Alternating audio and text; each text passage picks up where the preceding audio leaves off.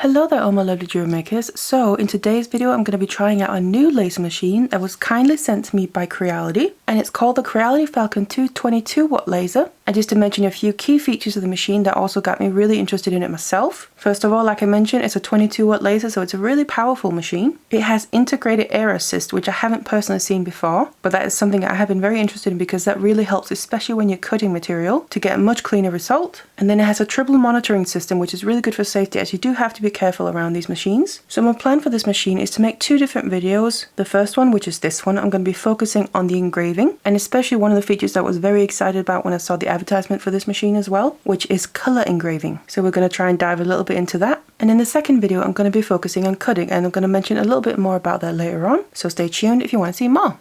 So first of all, I just want to talk a little bit about the machine itself. One thing that surprised me quite a bit when it arrived is it was actually mostly pre-assembled, which to be honest was rather lovely. It was only the laser head itself and the air assist that wasn't attached, but that was easy enough to just add and get going pretty much straight away. And I was actually also pleasantly surprised by another little thing in the box. It came with a little honeycomb base, which I also haven't seen before. Now that is really handy for when you're cutting especially, as it will help you avoid singeing on your wood because you have air flowing all the way around. So again, that's something I haven't seen before. Usually you have to buy them separately, but this one came with a little one, which was also really nice. Now still obviously always be careful on any surface you're working on. I would recommend using like a work surface you're not too bothered about damaging in case something goes wrong. Or you could also lay something underneath the whole laser itself. Now what we used were just some silicone mats for cooking. They actually worked really well, and it protected the surface nicely because we do have limited space where we can put this machine, as it is pretty big. So we had to use our kitchen table. But that also means you can make quite large pieces because the area that it can cut on is rather large in itself.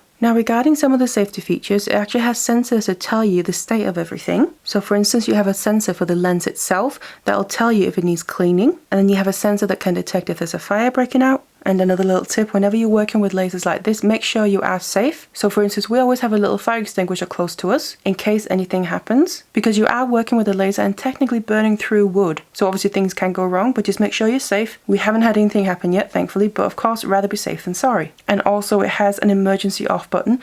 So in case something happens, you can easily stop the machine by just whacking the button basically. And finally, it also has a light to show you the air assist, which you can control on both the machine itself by a little dial on the side or in Lightburn, which is the program you can use to tell the laser what to do. And I'm going to be showing you a little bit of everything so you can get a feel of what it's like. But then let's jump straight into some engraving. So like I mentioned before, I really wanted to dive into the color engraving that this machine is able to do.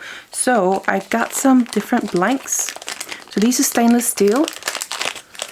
It'll engrave really nicely onto stainless steel. Obviously I'm just using some blanks here. Just some rounds in different sizes. There's also some larger ones, but I used them all. So this is mainly what I'm going to be working with. Now the thing is, when you're using a laser, I've come to find out, it's best if you basically make a material test on whatever you work on. Now that is something you do in Lightburn. You go to the menu and can make a material test, and you can basically put in different parameters of the speed and the power, and you then get a grid that you can then laser onto the material that you're working with.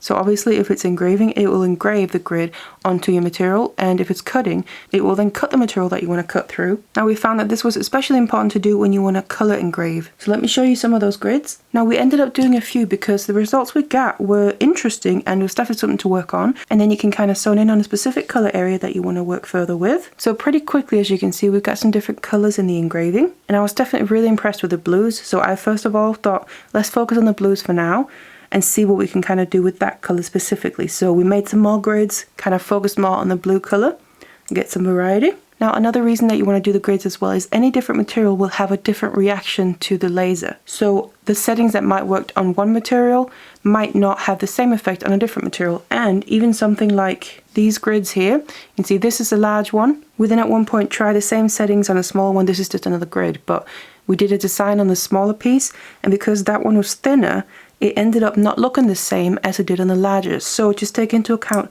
that literally all factors like that will have an effect. That's why you basically want to do a material test on any material that you're using, even if it's the same as something else you've used. But maybe there's a different parameter like size, thickness, or finish, which will all affect the final result.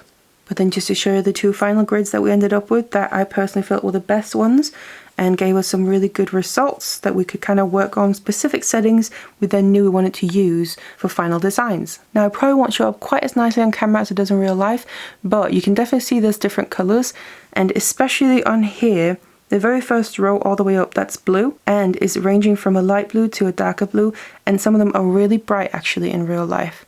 So I was very pleased with that, and I also really liked one that's a bit rose gold or copper like.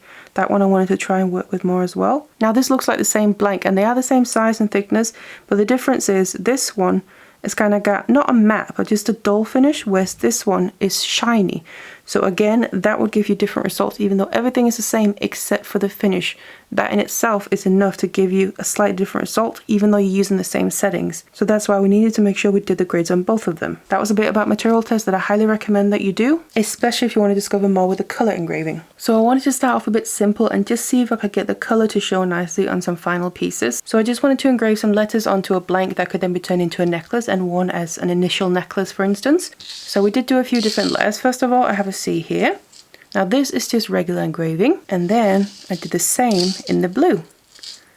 You can see the difference, that you get a nice blue tone on that one here, whereas that one is just the usual kind of dark grey / black, however you want to look at it. Now again, it's probably not showing up quite as nicely on camera, but it is a lovely blue in real life, and you can definitely see it there when you shine it in the light. So I did the C, obviously for Christina, and again just a couple of other letters to show you the comparison between the regular engraving and then the blue. So we have an N, I did this for Newt, which is our princess, and then we have a G for Gizmo, which is our other baby. And you can really see the difference between the black one and the blue. Obviously the original one is nice as well, but I really wanted to try and play around with if you could get different colors in the engraving just to get some different possibilities. And finally we also made an X, just because I liked the way that letter looked. Again, you can really see the difference there. Now, because I really liked how the blue was turning out, I wanted to try a design I've done previously, so you might recognize this, where it's a bunch of snowflakes or stars, whatever you prefer them to be. And then I engraved them in blue instead of the typical black. And then I added these little gems on top of them, and this time, instead of just doing clear AB ones, I did blue little gems to really emphasize the color of the engraving. I'm really pleased with how that turned out, and it worked really well with the whole snowflake theme, I think. Now, I did also do this design in one of the other colors. We did also want to try and work a little bit with the kind of more rose goldy copper color, and that ended up looking like this. So on this one I added some gems that had more of that kind of rose goldy tone to them themselves, again to emphasize the engraving more. Maybe if I then just show them side by side, we can kind of see the different effect it gives. And again, using those same gems with the same engraving, just kind of a motivational positive reinforcement one, so when you're wearing it you can just look at it and just remind yourself to believe in yourself. And then I just put those little gems on the dots over the eyes and on the exclamation mark. So I think this one's really cute as well. Now the main plan I had for this to use the color engraving for as well was to basically make a collection of Zodiac signs in blue, and I did end up doing that, so let me just get them out. So this is what they ended up looking like, and I'm really pleased with how they all turned out. Now to make these, of course I started out making the designs first of all, and I did that in Procreate on my iPad, and I basically just worked on them one by one until I was happy with how that looked. And then I always just like to finish off my files in Photoshop, and then before getting them into Lightburn we needed to convert the files to SVG files, which seems to work best in Lightburn, and then of course use Lightburn to tell the laser what to engrave. And then by now we'd found the settings that we wanted for the blue color, so we just put those in. And whenever you're doing work on the laser, you also need to do a lot of framing to obviously get it to engrave in the exact spot that you want on your piece. So that also usually involves a bit of trial and error, but it did finally end up with the 12 signs. Now what I then did afterwards was add these little gems to them. Again, I'm using the blue ones to go with the color of the engraving itself. I just used a bit of E6000 glue, as that works pretty well on metal, and just placed 3 on each sign, not symmetrically, which is a bit unlike me, but I purposely wanted it to have a bit of a different look and give some life to the pieces, and also with some of the signs themselves not actually being symmetrical. But this is how they turned out, and like I said, I'm pretty happy with them, and I would also love to try and do them in other colors as well. Now just for reference, I'm going to share the settings with you that we used to get the blue color, but do bear in mind it's just a guide, as every laser and every material will have its own settings that it'll need to do. So that's why I mentioned the material test, where you need to kind of figure it out for yourself to see what works best for yours. But this was basically the main thing I wanted to do with the engraving for this laser here, create a whole unique collection of Zodiac signs, and I think they worked out pretty well. Now I just want to show you some of the failures that we had when we tried to get the color specifically, just so you can see it's not a straightforward process. There's a lot of trial and error. But just as a few examples, let's start with that one. So as you can see on this side here, it kind of just really didn't turn out that well. It's kind of halfway between black engraving on the bottom here, and then goes up lighter, almost as if it's just a slight singe. But then there's actually a hint of blue down at the bottom that probably doesn't show up on camera much. but it is there. So it wasn't quite going as we wanted it to.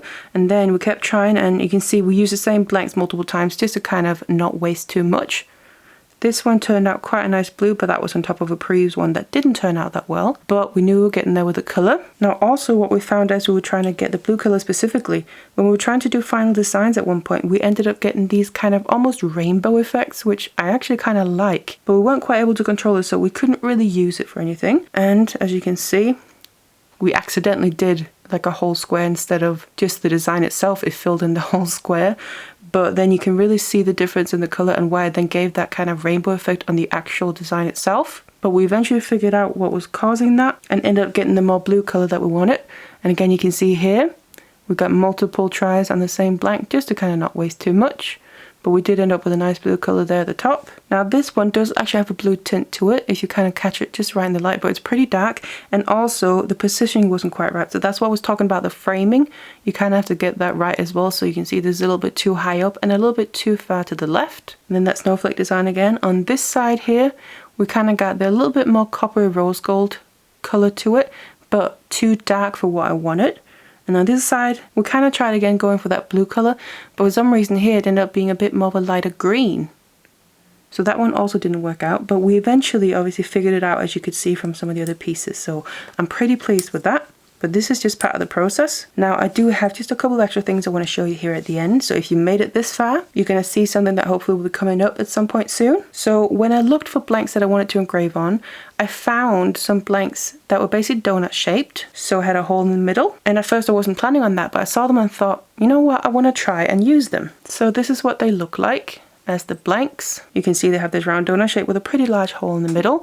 And I did start getting an idea what I could do with this. Now because this is completely round and there's no obvious hole where you can attach it to, obviously you need to use this in a bit of a different way than say all the other blanks that I've used. But I started getting an idea that I really like the thought of. So the first one was the one that turned out not so well. That looks like this. So basically what I did was design a text that goes in a circle and the words no, yes, or maybe.